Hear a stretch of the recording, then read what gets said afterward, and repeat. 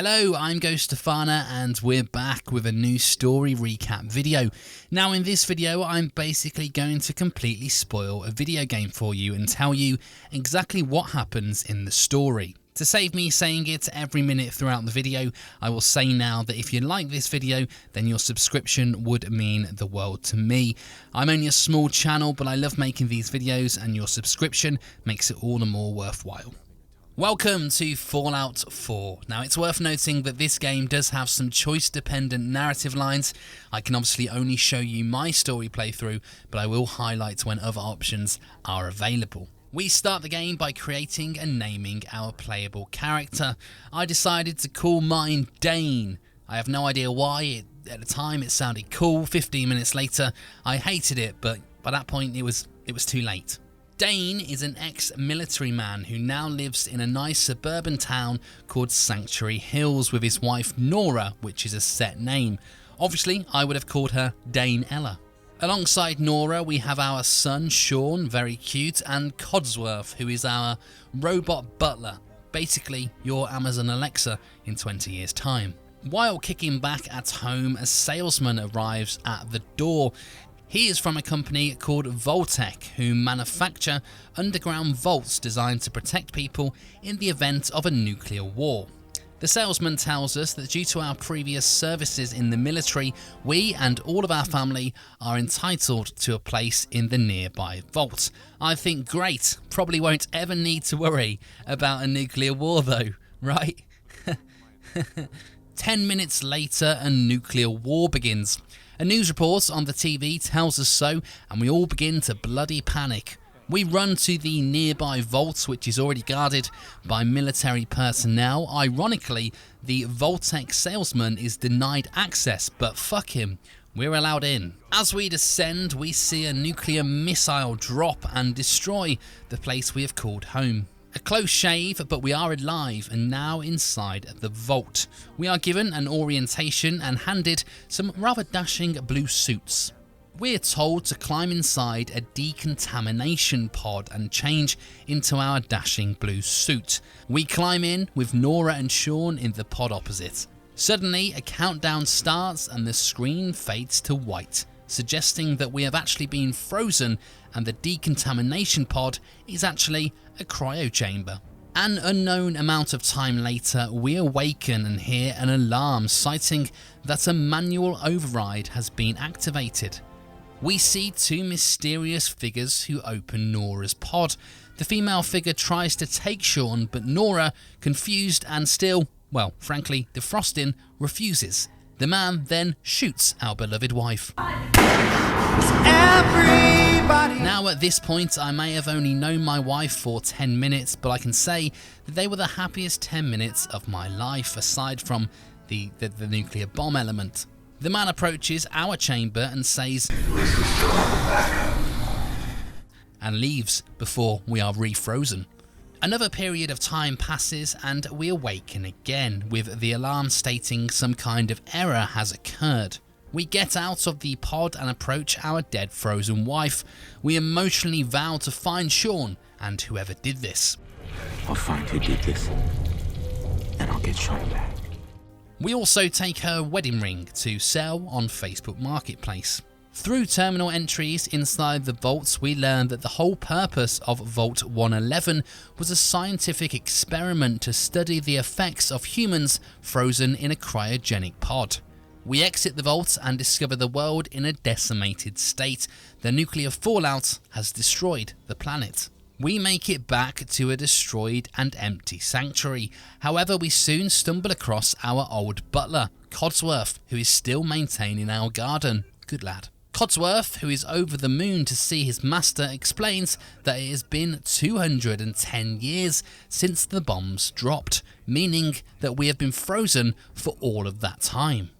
Our robot friend suggests travelling to Concord, the nearest big town, to try and find help in finding Shaun. On the way, we meet an abandoned dog. He is a good doggy, he is named Dogmeat, and he accompanies us on our journey. In Concord, we find a group of people trapped and under attack from a bunch of raiders. We save the group and fight off the attackers. The leader introduces himself as Preston Garvey of the Minutemen. The Minutemen are a volunteer militia designed to keep the Commonwealth safe. However, it has recently fell on hard times and Preston is one of the few remaining members. After helping the group, they settle in Sanctuary and Preston outlines his plans to rebuild the Minutemen and create an alliance of settlements around the Commonwealth. He then says, "I've had word from a settlement asking for help." And I'm like, okay, great, I'll add that to my to-do list because right now I'm in a bit of a rush to find my kidnapped son. Get used to this. We head to Diamond City, which is one of the largest settlements in the area, housed inside an old sports arena. When approaching the gates, we see a journalist named Piper being refused entry. Now please note, if you're playing the game, Piper may look slightly different to mine. I have installed a mod to make her more refined. We help Piper get inside and we meet with the mayor. He explains that Piper causes problems through her newspaper and printing stories about the Institute. Now, the Institute is a boogeyman-like figure in the game. They are a secret organisation that has been terrifying the Commonwealth by kidnapping people and replacing them with synths, which are synthetic humans who are indistinguishable from real humans. Still with me? Good. During this time, Preston approaches us again and says, "I've had word from a settlement asking for help." We explain our story to the mayor and he tells us to contact the private detective Nick Valentine. When entering his detective agency, his assistant Ellie tells us that he has actually gone missing. A few hours of missions later and we find Nick and return him home. Nick is himself a synth, but one of the early generation ones, meaning that he still looks like a robot but does seem to possess human intelligence and emotions. We then sit down and tell him our story. After describing the man who took Shaun, Nick claims it sounds like a man named Kellogg who used to live in Diamond City. With the help of Dogmeat, we managed to follow his scent from his old home to his new hideout. When inside, we confront the man who cryptically tells us that Shaun is inside the Institute and is safe. We then say, "Oh, I'm ready. Question is, are you?" Kellogg was not ready. Before moving on, we undress Kellogg and wear his clothes because that is what you do in these types of games. We also learn that Kellogg was enhanced by many Institute cybernetics and take his cybernetic brain implants with us to sell on Facebook Marketplace. When leaving the hideout, we see a huge ship flying by. This is the Brotherhood of Steel, a military organisation, although their motives are unclear. More on them later. Meanwhile, Preston says, "I've had word from a settlement asking for help." Pretty much at a loss about how to find the Institute, Nick suggests we approach a Dr. Mari who is skilled in accessing people's memories.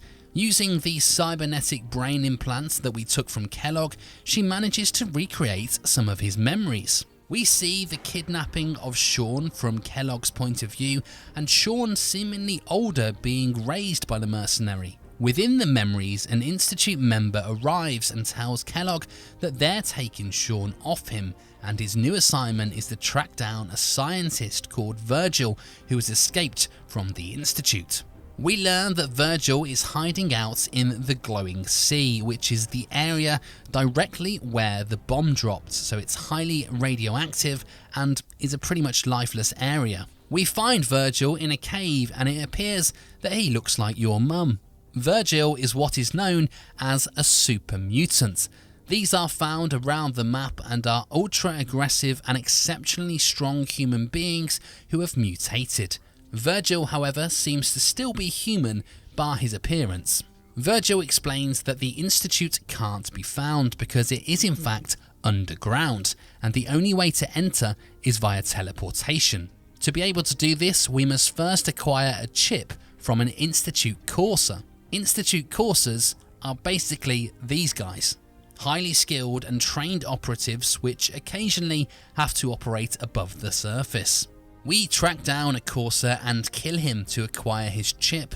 Meanwhile, we meet a Brotherhood of Steel soldier named Paladin Dance. We save him and help him during a mission. As a reward, we are allowed to access the Brotherhood's airship and are enrolled into their ranks by their leader, Elder Maxon.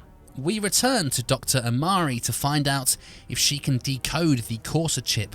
She cannot, but she tells us to find the Railroad, another secret organisation which is said to help rogue synths escape from the Institute. Next up, the Railroad. Choo-choo! The not-so-secret organisation is tracked down pretty easily, and we meet their leader, Desdemona. After winning her trust, we are enrolled into their ranks and help them on their missions. Within the Railroad is a tech whiz called Tinker Tom, who helps us decode the chip.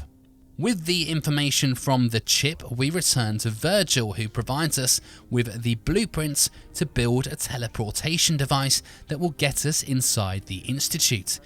At this point, we can choose to build the teleportation device with either the Railroad, the Minutemen, or the Brotherhood of Steel. I chose the Minutemen, and Sturgis, one of Preston's gang, builds the device inside Sanctuary Hills. Whilst we're back in Sanctuary, Preston approaches us and says, I've had word from a settlement asking for help. We successfully teleport into the Institute and discover it is a huge scientific facility with pretty advanced technology. When inside, we find Shaun, easy as pie. Let's go home. However, just between me and you, Shaun is a bit fucking weird and starts to freak out, but I'm not entirely sure why Dane thinks that Shaun, who last saw him when he was a baby in arms, would recognise him. Next thing we know, this creepy old dude walks in and mutters a code, which seems to shut Shaun down, suggesting that Shaun is actually a synth. What? Wait, it gets weirder, folks. The creepy wizard dude states that he is known as Father and is the leader of the Institute. But get ready for this bombshell. It's me. I am Shaun. I am your son. Yep, Father tells us that he is Shaun, therefore our son, so we are the father to father. Okay? A pretty huge plot hole here because Dane already knows that 210 years have passed since the bombs first went off, but didn't consider the possibility that Shaun was actually taken a long time ago. Shaun was taken by Kellogg as the Institute wanted to use a pure human who hadn't been exposed to radiation as the base for their new generation of synths. They learnt of the vault and entered and captured Shaun. We were intended to be the backup should anything go wrong with Shaun and was refrozen for 60 more years. Right, who's still with me? Doesn't matter, we're continuing anyway. Pretty torn at this point on where our loyalties lie, we begin helping the Institute, carrying out tasks for them above ground. The Institute's motives are pretty cloudy. They claim they're using science to build a better future, but seem to show a disregard and disdain for those above the surface, and confirm the rumours that they are replacing humans with synths as a means to control what happens on the surface. We also continue working for the Railroad and the Brotherhood. Both see the Institute as an enemy and want us to work as a double agent inside there. Shaun later reveals during a heart-to-heart that he was responsible for us being unfrozen in the vaults as he wanted to meet us. The Railroad inform us that they have an inside man in the Institute, a synth who wants to help other synths escape and be free. Together with the Railroad, we devise a plan to help break them out. Back in Sanctuary, Preston says, I've had word from a settlement asking for help. Meanwhile, Shaun calls a meeting and drops another bloody bombshell. He's dying of cancer. So after all this time, surviving 210 years on ice, reaching the surface, tracking down the elusive Institute, and finally finding our son, we now learn that he's about to die. Great. After this news, Shaun announces us as his successor, meaning upon his death, we will become the leader of the Institute. Shaun also reveals his new nuclear reactor designed to produce a sustainable flow of power to the Institute without relying on outside sources. At this point, we reach the endgame, and your choices determine how the game will end. Each faction in the game will essentially ask you to destroy the other ones, and you must choose which one you want to stick with. With all the factions being somewhat shady, I decided the ones with the most pure motives were the Railroad, and we finalise our plan with them to infiltrate the Institute and save the rebel synths. Before we can enact it, we are informed that the Brotherhood of Steel have discovered the location of the Railroad. We head there and save the day by killing the attackers, and then proceed to end the Brotherhood for good. We infiltrate their airship and slaughter those on board before blowing it up. Meanwhile, back in the Institute, we, with the help of the rebel synths, manage to take over the command room and teleport in our allies from the Railroad. This leads to a huge battle in which it would seem even unarmed scientists are not safe. Rest in peace. The Railroad win the battle, and we find Shaun dying in his bed.